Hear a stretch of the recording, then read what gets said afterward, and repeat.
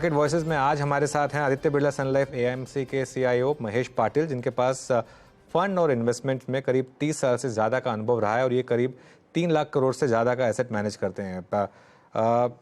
Mahesh ji, good morning. बताइए, इस समय इस टफ फेज में मार्केट को आप कैसे अप्रोच कर रहे हैं? या सो आई मीन लास्ट एक दो हफ्ते में देखा हमने कि मार्केट में जो वोलेटिलिटी है वो बढ़ गई है। और इसका कारण एक तो ग्लोबल साइड में भी हमें दिख रहा है कि एक तो इंटरेस्ट रेट्स जो यूएस बॉन्ड यील्ड्स जो थे काफी स्पाइक हो गए थे, ऑलमोस्ट 5% टच कर गए। तो यहाँ पे थोड़ी रिस्क बन रही थी। और आई मीन इसराइल में भी जो कॉन्फ्लिक्ट हो रहा है उसके कारण भी थोड़ी सी नर्वसनेस है। सो इन इंडियन मार्केट अभी तक तो काफी अच्छा होल्ड कर रहा था। और जिस तरह से ग्लोबल मार्केट में थोड़ी कंसर्न्स आने लगी तो यहाँ पे भी हमने रिएक्शन देखा है। और ज्यादा रिएक्शन मिड कैप और स्मॉल कैप में आया है। हालांकि ये सेक्टर जो है वो लास्ट 9 मंथ्स में काफी अच्छे ऊपर उभर के आए थे। तो वहाँ पे काफी इन्फ्लुएंस भी आए थे म्यूचुअल फंड्स के small and mid cap fund में। तो वहाँ पे थोड़ी हमें ज्यादा वोलेटिलिटी दिख रही है वहाँ से। हालांकि अगर नतीजे देखेंगे कंपनीज के जो आ रहे हैं अभी Q2 के नंबर्स जो आ रहे हैं, सो नतीजे कुछ कुछ मिक्स बैग है, बट ठीक ठाक ही लग रहा है। बैंक्स के नंबर्स ठीक है, आईटी में थोड़ी स्लो डाउन दिख रही है, डाउनग्रेड्स है। ऑटो के नंबर्स भी ठीक है। सो ऐसा नहीं लग रहा है कि मार्केट में कुछ डरने की बात है। ओवरऑल ग्रोथ नंबर्स ऑल्सो जो है, इकोनॉमी की जो ग्रोथ ट्रेजेक्ट्री है जो हम मॉनिटर करते हैं मंथली बेसिस पे नंबर, तो अंडरलाइंग इकोनॉमी की ग्रोथ ठीक ही चल रही है। और उसके कारण अर्निंग्स ग्रोथ ये साल की जो रहेगी निफ्टी की अराउंड 15-16% के आसपास होने की उम्मीद है। तो इसके कारण अभी मार्केट में अभी जो करेक्शन फेज आ रही है उसके कारण अभी मार्केट का स्पेशली निफ्टी का अगर देखोगे लास्ट ईयर आपका जो वैल्यूएशन है वो अभी करेक्ट होके लॉन्ग टर्म एवरेज के आसपास आ रहा है। तो आई थिंक मार्केट यहाँ पे थोड़ी डाउन साइड और हो सकती है, बट एक अच्छे लेवल पे आ गए जहाँ पे लॉन्ग टर्म इन्वेस्टर्स इन्वेस्ट करने के लिए देख सकते हैं। हालांकि ग्लोबल मार्केट में अभी भी गुंजाइश है कि और नीचे और आ सकता है, बिकॉज वहाँ पे जो स्लो डाउन होगा because of higher interest rates, उसका इम्पैक्ट आपको एक दो क्वार्टर और वहाँ पे देख सकता है।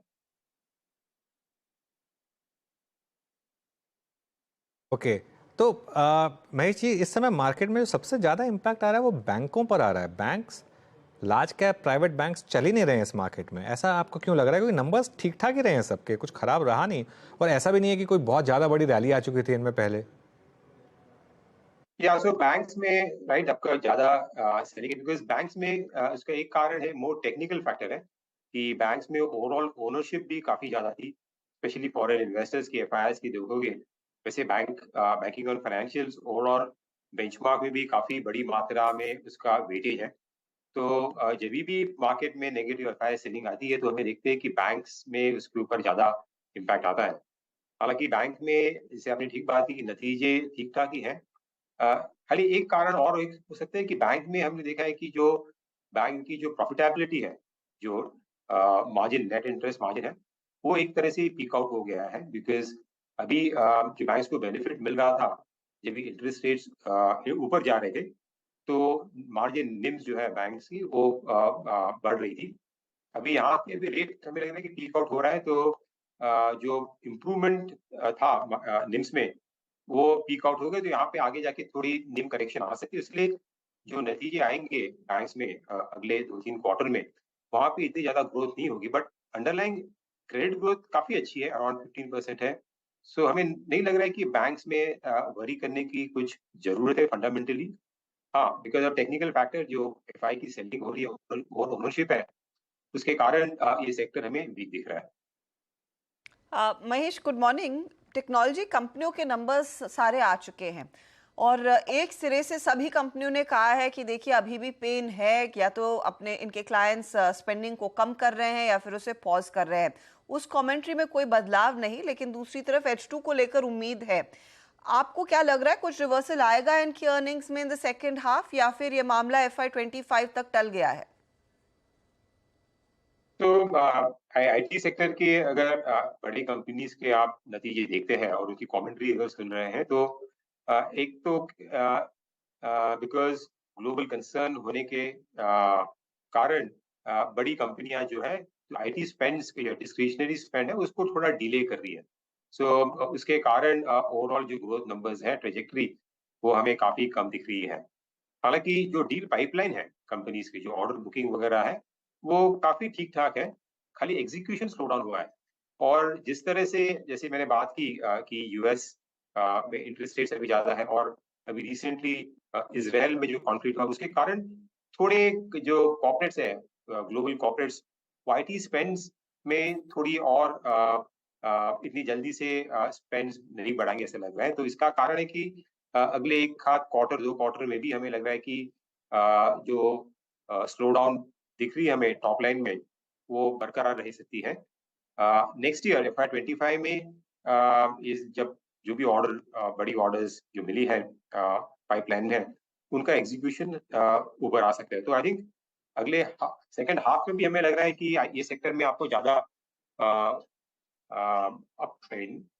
आउटलुक जो है ज्यादा इम्प्रूव होने की संभावना कम लगती है। तो टॉप लाइन में इम्प्रूवमेंट अगले 2 क्वार्टर्स में कम ही रहेगी, शायद और गिरावट आ सकती है इन स्टॉक्स में, लेकिन शायद वो एक मौका भी रहेगा। अच्छा, ये बताइए कि इस समय अगर आप मार्केट में अपने आप को पोजीशन करना चाहें तो क्या लार्जली आप लोग अपने पैसे को अब हैवीज की तरफ एलोकेट करेंगे, क्योंकि अब तक जो भी फंड फ्लो आया था वो बड़े पैमाने पर छोटे मझौले कंपनियों की तरफ आता हुआ दिखाई दिया था, क्या वहां पर भी रिकैलिब्रेशन होगी इस करेक्शन के बाद? या सो थोड़ा सा हमारा झुकाव जो है वो लार्ज कैप कंपनीज और जो फ्रंटलाइन कंपनीज है उसके तरफ है, बिकॉज वहाँ पे हमें ज्यादा सेफ्टी दिख रही है। वहाँ पे जैसे मैंने बात की कि निफ्टी की जो है ओवरऑल वैल्यूएशंस ठीक ठाक है। सो काफी small cap mid cap companies काफी लास्ट 6-9 मंथ्स में काफी भाग गए थे, वहाँ पे थोड़ी प्रॉफिट बुकिंग हो सकती है। सो आई थिंक यहाँ से मार्केट में रिस्क जो है एक तरह से थोड़ा सा रिस्क ऑन जैसे सिनारियो दिख रहे हैं, उसके कारण जो छोटी कंपनीज है जहाँ पे अर्निंग्स की विजिबिलिटी कम है वहाँ पे हमें होशियार रहना चाहिए। और जो स्टॉक्स में काफी बढ़ोतरी हुई है और जिनके ओवरऑल फंडामेंटल इतने इम्प्रूव नहीं है वहाँ पे प्रॉफिट बुकिंग करनी चाहिए। तो एक तरह से पोर्टफोलियो में थोड़ा कंसोलिडेशन के लिए अच्छा ये मौका है कि थोड़ा पोर्टफोलियो लास्ट 1 साल में हमने देखा कि मार्केट की ब्रेड काफी बढ़ गई थी, तो काफी स्टॉक्स पोर्टफोलियो में थोड़े बढ़ गए थे। तो ये मौका है कि पोर्टफोलियो के थोड़ा कंसोलिडेट करके जो फ्रंटलाइन कंपनीज है और जो even mid cap small cap में जो बड़ी और लीडिंग कंपनीज है वहाँ पे थोड़ी कंसोलिडेशन हम कर रहे हैं।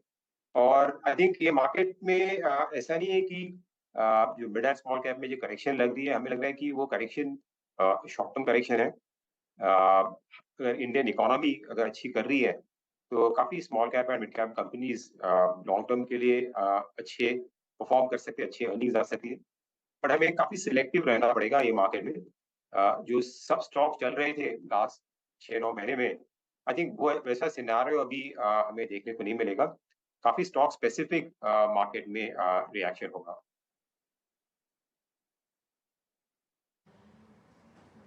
ओके, बाय द वे वो जो हल्की सी रिकवरी आ रही थी वो फेल हो गई है। देखिए यही दिक्कत है मार्केट में इस समय, क्योंकि ट्रेंड इतना ख़राब है।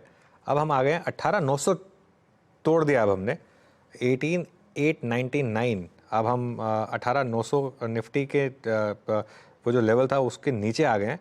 और अब बहुत इंटरेस्टिंग होगा ये, क्योंकि जो ऑप्शंस के आंकड़े थे अगर वो देखें आप, तो जो 19,000 का पुट राइटर था वो तो खैर बुरा फंसा ही होगा, लेकिन उसके अलावा अब 18,850 का जो पुट राइटर है उसकी भी काफ़ी इंटरेस्टिंग सिचुएशन हो चुकी होगी, क्योंकि यहाँ पर देखिए मामला थोड़ा थोड़ा धीरे धीरे करके ख़राब हो रहा है। 19,000 के पुट में आज 500% का प्रीमियम जंप है। आप सोचिए अगर कल आप एक वीक मार्केट में 19,000 के पुट अगर बेच के गए होते तो आज 40 लाख शेयर की वहाँ पर 19,000 की पुट में अनवाइंडिंग हुई है। और अब अगला लेवल जो वॉच आउट करने का है वो 950 और 18,850 और 18,800 का भी है, लेकिन काफ़ी बुरा हाल इस समय मार्केट में।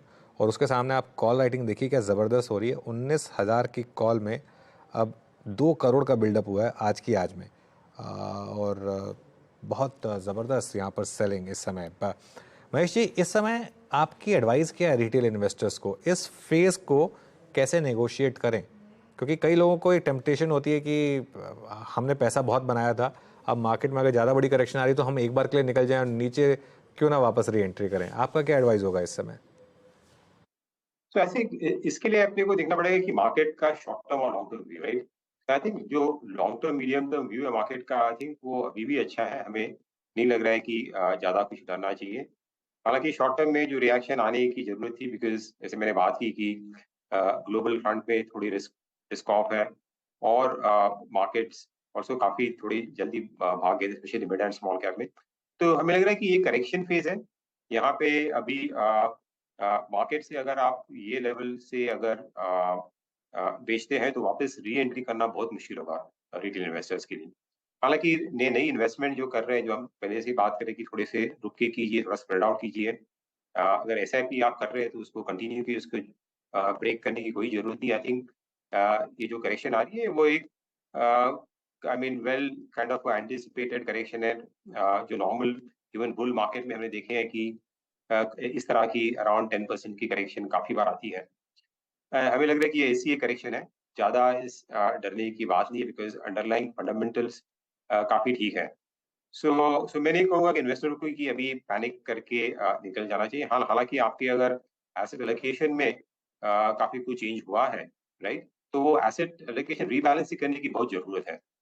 तो हम लोग वही एडवाइस करें कि जो रीबैलेंस करना है पोर्टफोलियो को, अगर इक्विटी का एक्सपोजर आपका काफी बढ़ गया था तो वो आई मीन ये समय में उसको बराबर से आपका जो टारगेट एलोकेशन है उसके आसपास लेके, बिकॉज रिस्क रिवॉर्ड जो है इक्विटी में और बाकी जो एसेट क्लासेस जैसे डेट में हुआ, वो काफी वेल बैलेंस्ड है ये लेवल पे। महेश पाटिल, बहुत बहुत शुक्रिया हमारे लिए समय निकाल कर अपनी राय देने के लिए। तो ये मार्केट आप देखिए हर टिक के साथ नीचे नीचे धीरे धीरे करके सरक रहा है, लेकिन शायद लॉन्ग टर्म पैसे बनाने के लिए अगर आप में हिम्मत है तो इससे अच्छा मौका नहीं मिलेगा। शायद कुछ और बुरे दिन देखे ही जाए इस मार्केट में, लेकिन यहाँ से आगे लॉन्ग टर्म स्टोरी के लिए एक अच्छी लेवल आपको दिखेगी भी। फिलहाल 18,890 के आसपास, जैसे अनुज भी मेंशन कर रहे थे कि 18,900 को हमने ब्रीच कर दिया है।